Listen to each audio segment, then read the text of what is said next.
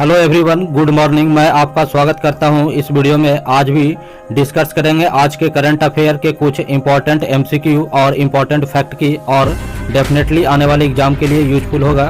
Let's the start. So first दैनिक current affair. HomeLane के पहले ब्रांड एम्बेसडर बने एमएस धोनी।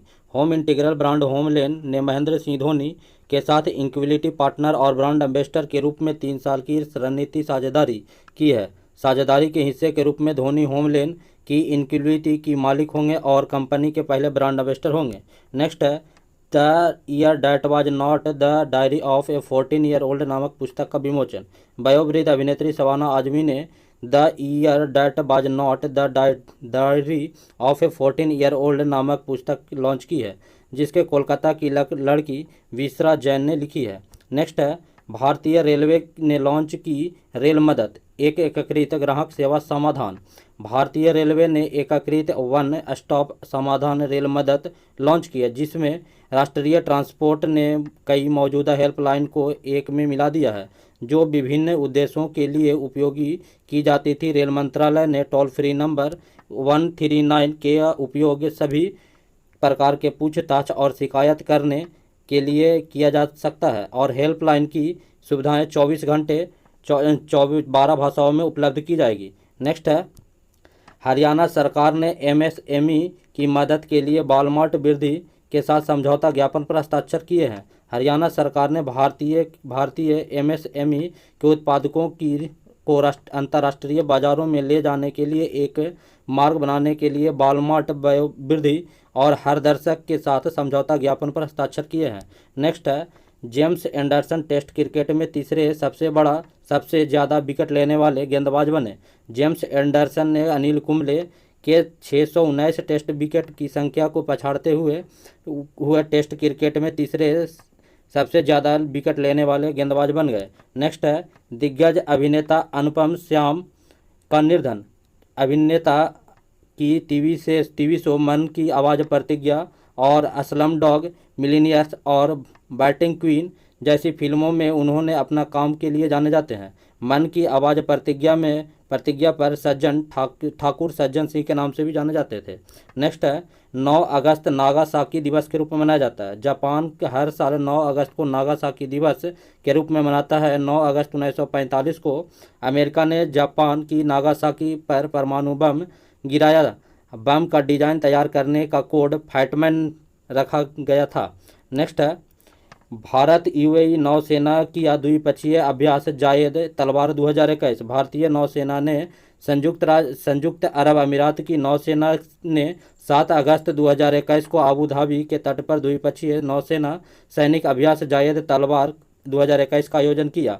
नेक्स्ट है सामाजिक न्याय मंत्रालय ने लॉन्च किया पीएम दक्ष पोर्टल और मोबाइल ऐप।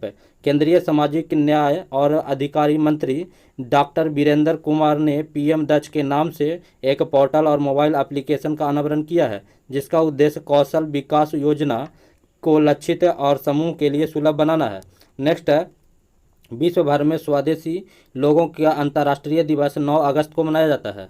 नेक्स्ट है कैबिनेट सचिव राजीव गौबा का कार्यकाल को 1 साल के लिए विस्तार कर दिया गया है। Next objective question. पहला है 9 अगस्त को पूरे विश्व भर में कौन सा दिवस मनाया जाता है?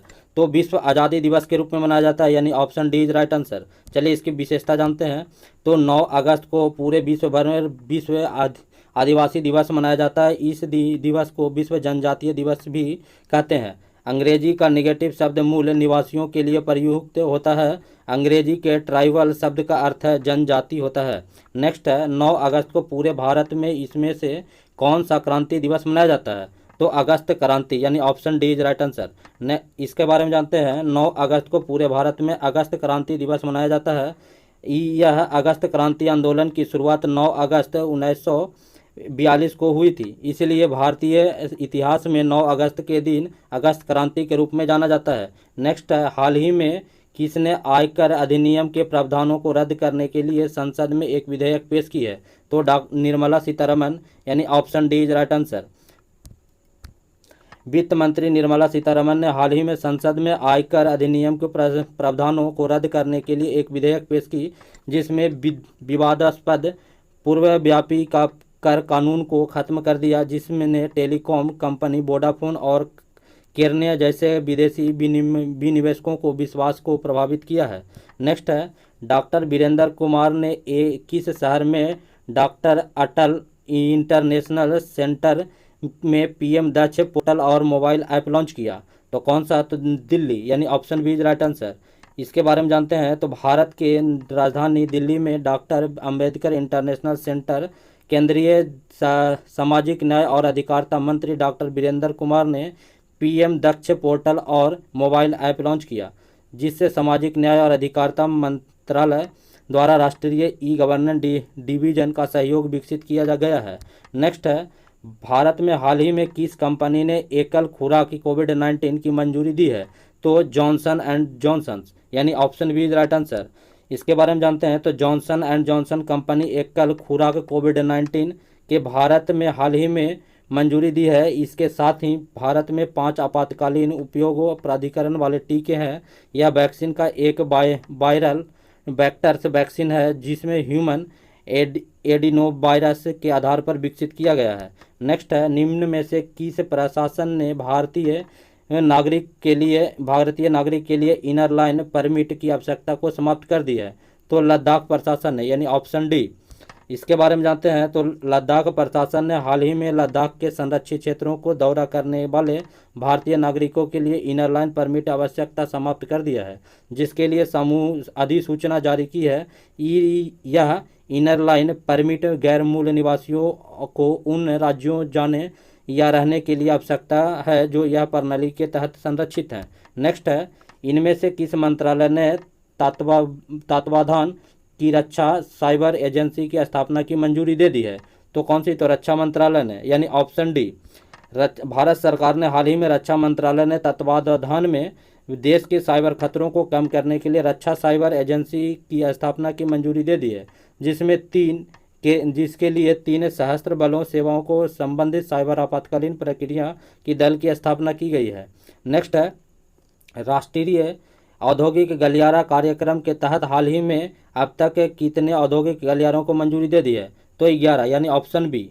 इसके बारे में जानते हैं। तो राष्ट्रीय औद्योगिक गलियारा कार्यक्रम के तहत हाल ही में भारत के 32 परियोजना के साथ 11 औद्योगिक गलियारों को विकास की मंजूरी दे दी है, जिसमें से औद्योगिक गलियारा कार्यक्रम के भाग के रूप में 4 चरणों में विकसित किया जाएगा।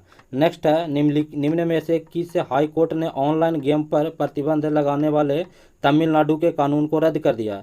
तो मद्रास हाई कोर्ट, यानी option D is right answer.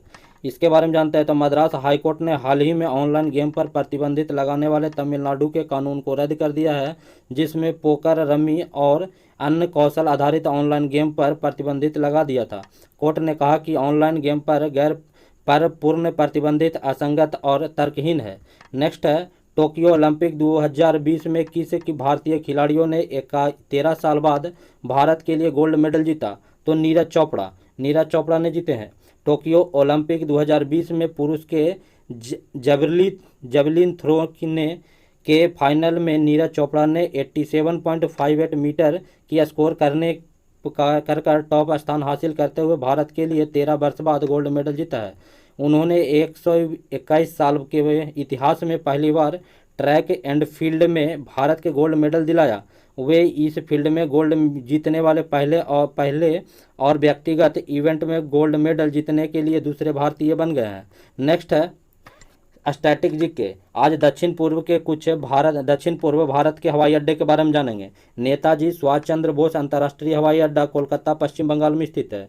Swami Vivekananda हवाई अड्डा रायपुर छत्तीसगढ़ में स्थित है। राजीव गांधी अंतर्राष्ट्रीय हवाई अड्डा हैदराबाद तेलंगाना में स्थित है। और वीर सावरकर अंतर्राष्ट्रीय हवाई अड्डा अंडमान निकोबार में अवस्थित है। नेक्स्ट है, दक्षिण पश्चिम भारत के हवाई अड्डे। छत्रपति शिवाजी अंतर्राष्ट्रीय हवाई अड्डा मुंबई महाराष्ट्र में स्थित है। डॉक्टर बाबा साहब अम्बेडकर अंतर्राष्ट्रीय हवाई अड्डा नागपुर महाराष्ट्र में स्थित है।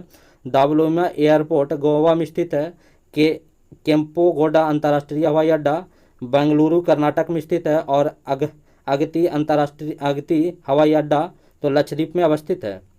अगर हमारा वीडियो अच्छा लगा हो तो लाइक, शेयर और कमेंट अवश्य करें। अगर हमारे चैनल पर नए हो तो सब्सक्राइब करें और बगल में बनने वाले बेल आइकन अवश्य दबाएं, ताकि नेक्स्ट वीडियो का नोटिफिकेशन आपके पास जल्द आ सके।